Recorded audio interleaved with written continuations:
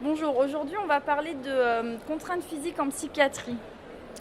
Bonjour, alors je me présente, Radouanaoui, je suis psychiatre au centre hospitalier Gérard Marchand, qui est un établissement de santé mentale.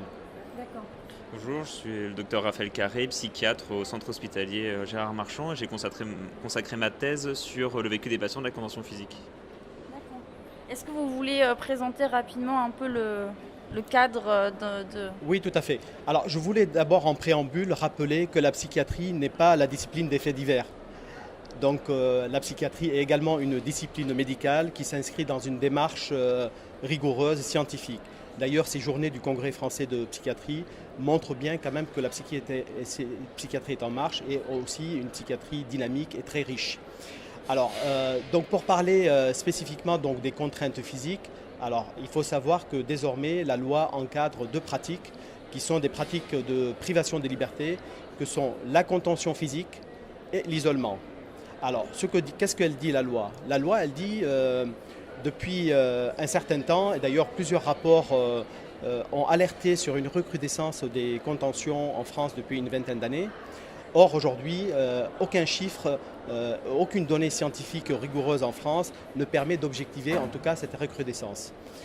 La loi aujourd'hui, dans son article 72, évoque et souligne précisément que la contention et l'isolement sont des pratiques de privation de liberté et des pratiques qui doivent être utilisées en dernier recours. D'accord. Et donc, dans une première question, quels sont les différents types de contraintes physiques en psychiatrie? Alors peut-être mon collègue peut y répondre. Alors les différents types de contraintes, en tout cas qui sont encadrées par la nouvelle loi, l'article 72, c'est essentiellement la contention physique. Alors quand on parle de contention physique, ça regroupe les contentions manuelles, c'est-à-dire les soignants qui viennent contenir un patient avec les mains, et la contention mécanique, le fait d'attacher un patient au lit avec des sangles, etc. Et puis la chambre d'isolement, donc le fait qu'un patient soit dans une chambre fermée avec un lit scellé au sol. C'est essentiellement les deux grands types de contraintes physiques qui sont encadrées là par la loi. D'accord. Et dans quelle situation médicale le recours à la contrainte physique est-il nécessaire? Alors juste pour aussi de nouveau insister sur l'esprit de la loi. La loi depuis qui régit les soins sans consentement, elle indique que les restrictions à l'exercice des libertés doivent être nécessaires, adaptées et proportionnées à l'état mental et à la mise en œuvre du traitement requis. Ces éléments sont importants.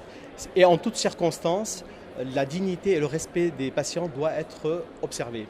Je pense que ces éléments déjà nous montrent comment on doit appréhender cette pratique. Encore une fois, qu'il faut préciser qu'il y a une pratique de privation des libertés. Alors, quelles sont les situations? Aujourd'hui, la loi encadre encore ces pratiques et elle souligne qu'il ne peut être procédé pour prévenir, il ne peut être procédé de pouvoir maintenir quelqu'un en isolement ou en contention seulement si on doit prévenir un dommage immédiat ou imminent pour la personne ou pour autrui. Donc ce qui veut dire effectivement aujourd'hui ces pratiques sont considérées comme une mesure de protection et non pas seulement un outil de soin. D'accord. Et donc concrètement, quels sont les changements apportés par la loi de santé au recours à l'isolement et à la contention?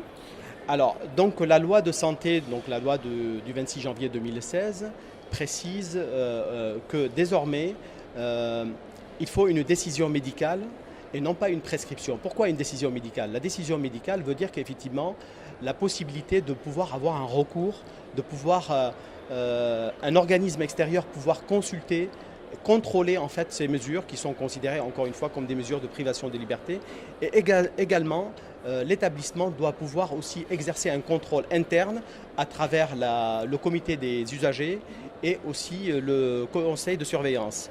Un rapport annuel doit être établi annuellement et présenté à ces instances. De plus, donc effectivement, ça c'est la question de la décision. Donc la loi instaure et oblige des établissements de santé mentale à installer un registre qui permet à la fois de pouvoir avoir des données quantitatives, mais surtout de tracer en fait ces mesures. Donc la décision médicale, donc c'est un psychiatre, puisque donc effectivement elle insiste sur le nom d'un psychiatre. Donc il y a effectivement le nom du psychiatre, il y a un neurodatage effectivement de ces mesures, et donc du coup la surveillance qui va avec, qui est une surveillance infirmière qui doit être aussi rigoureuse. D'accord. Et donc la dernière question, quel est le vécu des patients de la contention physique? Et là, je pense que c'est vous qui allez être le plus à même à me répondre. Effectivement, dans l'étude que j'ai menée en 2014 par rapport à 29 patients qui avaient eu une expérience de contention physique, montrait une expérience essentiellement négative, un vécu essentiellement négatif de la contention physique, avec beaucoup de thématiques d'impuissance pour les patients, c'est-à-dire le fait de ne pas pouvoir bouger, le fait de ne pas pouvoir se gratter, le fait de ne pas pouvoir se couvrir avec un drap s'ils ont froid, etc. Beaucoup de thématiques de perte d'autonomie, le fait de ne pas pouvoir boire quand ils ont soif, le fait de ne pas pouvoir aller aux toilettes quand ils en ont besoin.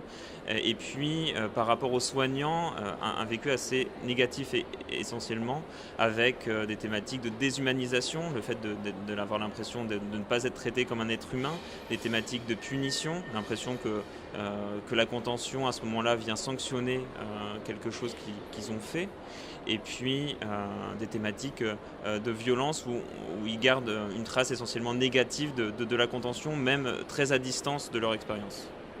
D'accord, je vous remercie. Juste pour souligner, effectivement, donc ces mesures sont quand même à la fois traumatisantes pour les soignants, mais on voit bien effectivement donc l'impact négatif sur les patients. Et c'est vrai qu'on peut considérer comme ces mesures aussi comme du psychotrauma, qui doit aussi, parce que ces patients sont quand même marqués dans leur chair et également dans leurs souvenirs de ce traumatisme. Et il est important que les médecins et les soignants puissent aussi, à un moment donné, à distance en tout cas, reprendre avec le patient aussi, pour pouvoir, à un moment donné aussi, travailler avec lui sur l'impact négatif dont il a subi aussi par ces mesures. D'accord, je vous remercie. Merci beaucoup. Merci à vous.